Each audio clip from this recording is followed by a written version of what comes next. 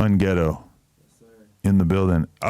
So I had actually like misremembered reality, and I thought that I interviewed you back in the day, but then I realized that you actually just like, you came and you filmed something with me at the office, right? In like 2019, 2018? Yeah, 2019, I just made you drink thick water.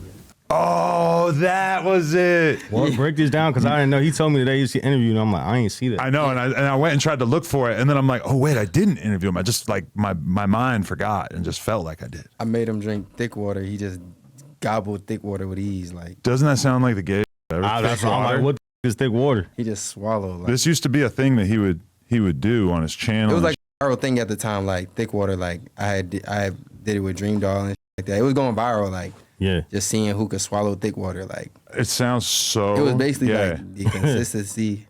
Of the water. It's like water, but it's super nut. thick and weird. Yeah, thick water is a beverage specifically designed for people with dysphagia, aka difficulty swallowing.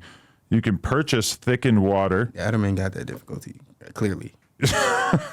I don't understand. It's super weird, but it's just water. But it tastes good, pause. It feels What? super thick when you're swallowing. It's weird. It's just I would water? not know about it if it wasn't for him. It's just water, though? Why you curious? Why you want to know? Like, I mean, I never heard of thick water. I'm like, that's the thing? nah, yeah, it's just water. I guess it's just water with like added components to make it thick. But this was a wave. Like, you know how everybody just always has something that they're doing in Yeah. short form content? I don't know. He was there at the time. I missed that way, but welcome on Ghetto Matthew to No Jumper, you know what I'm saying? So, like, Unghetto. Unghetto. you're not doing the Matthew no more. Nah, So, The Unghetto? Matthew. It's too personal. Unghetto. When did you I'm drop? glad, yeah. When did you drop the Matthew? Like the beginning of this year, I officially dropped it. But I've been wanting to do it. It's like, you know, one word names are more household and more marketable and all that. And especially with the weird spelling of Matthew, I just Yeah. felt like there was something about it that was kind of hard for me to like stick it in my brain. But Unghetto is nice and simple. I do like that. Where did the name come from originally? Unghetto is like when I was in the hood on the north side, I was 11 years old and I just felt unghetto. Like, I was 11, but everybody, like, for some reason, it sounds crazy to say, but like, I was going to jail.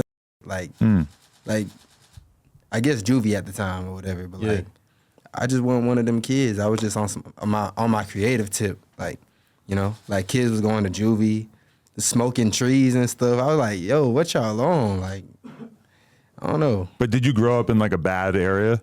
Nah, I didn't necessarily grow up in a bad area. It's just like, you know, I wouldn't say I grew up in a bad area. It's just sometimes you're forced to move in a bad area. You know what I'm saying?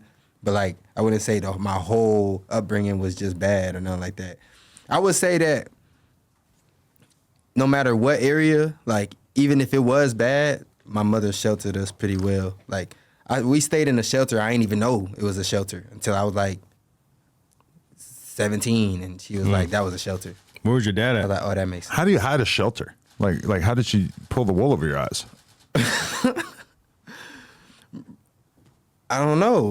Like I was just young. I didn't know what a shelter was. Well, I guess wasn't like I went to a battered women's shelter one time, and it was just it kind of just looks like a bunch of apartments, right? I'm just thinking that every day, like to go home, you kind of just gotta talk to a lady at a desk. and Oh stuff. yeah, because that's probably one of the So it was just differences, normal yeah. to you, and you Yeah, it didn't was just realize normal. It that was you were normal. Yeah, like living in poverty type. we never lived great at that time to know like, oh, what's the change? You see what I'm saying? Like we came straight from Africa. Like, What part So of that's Africa? where you were born. yeah, I was born in Congo. Wow, until what age? Until 1.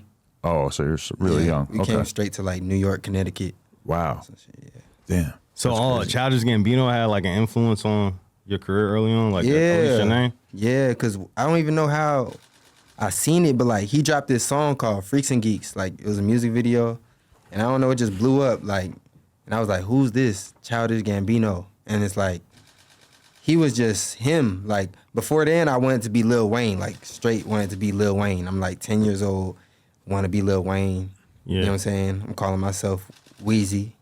And then Childish Gambino dropping, it's like, damn. Like this is the first rapper at the time that I'm seeing at my age that's like himself. Like I'm like, cause at the time it was like, if you ain't got big ass clothes or like jewelry or like face tats, you not rapping, bro. No one's finna accept you into the game. You feel me? Yeah. Like, Childish Gambino just broke his way in there. And I was like, oh yeah, I could do this. Like So that's why I gave myself an adjective like, oh, I'm Unghetto Matthew. Like, cause I was like, I like how he's childish Gambino. You know what I'm saying? Yeah. Yeah. That's dope. Because but it's interesting because like a lot of people probably kind of grow up in situations where they don't have much of a choice but to kind of turn to, you know, bad stuff, illegal stuff or whatever. But you never felt like that. Like, you always felt like you were somebody that was going to chase after something bigger. Yeah, because we stayed on the north side, and in the north side, that's Gwinnett. You know what I'm saying? What? Where?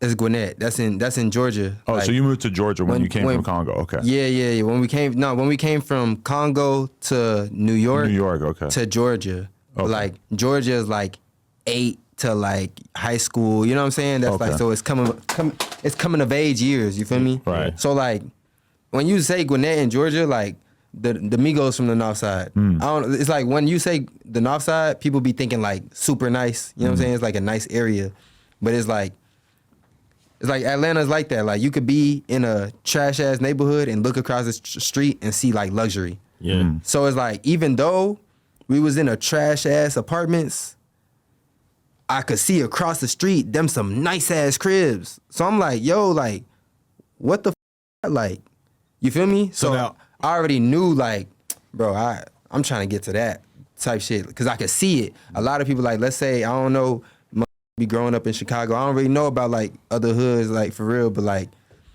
they can't see it. You know what I'm saying? They can't see how tangible and close it is. But I guess at a young age, I seen how close it was. I was like, bruh. A lot of rappers I've interviewed over the years have this thing in common where at some point in their life, even though they were growing up in the hood or in an impoverished area, at some point they ended up making contact with the rap industry or the entertainment industry or just something that kind of like showed them like, oh shit, there's other shit that's possible. And then even though they were still living in the hood or whatever, they just kind of realized that they could break out of that. And in comparison, like a lot of the worst hoods that I've been to and stuff, like the most depressing part is just seeing the like 15, 16-year-old kids that literally don't seem like they have any clue that there's another option besides being like a drug dealer or a gangbanger. Right. Which is kind of crazy. Like, Yeah. you know,